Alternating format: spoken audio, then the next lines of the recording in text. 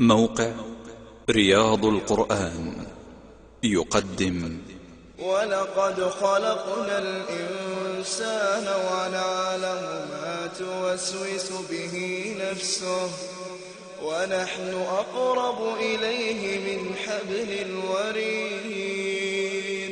إذ يتلقى المتلقيان عن اليمين وعن الشمال قعيد ما يلفظ من قول إلا لديه رقيب عتيد وجاءت سكرة الموت بالحق ذلك ما كنت منه تحيد ونفخ بالصور ذلك يوم الوعيد وجاءت كل نفس معها سائق وشهيد لقد كنت في غفلة من هذا فكشفنا عنك غطاءك فبصرك اليوم حديد وقال قرينه هذا ما لدي عتيد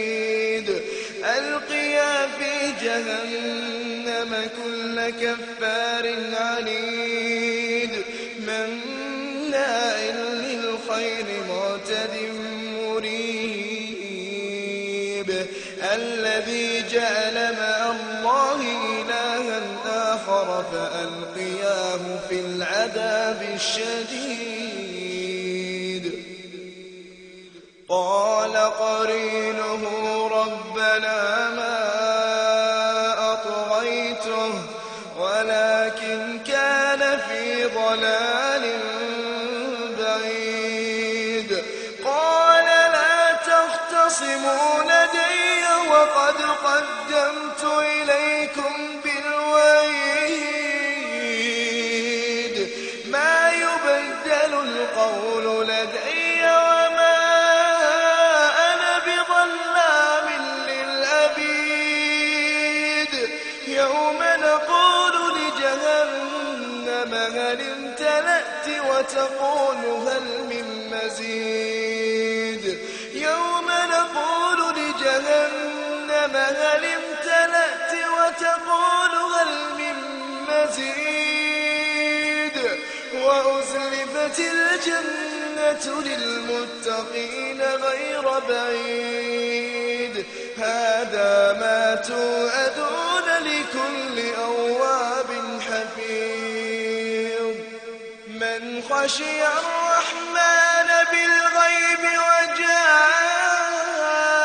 بقلب منيب ادخلوها بسلام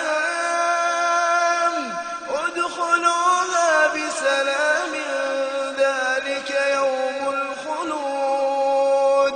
لهم ما يشاءون فيها ولدينا مزيد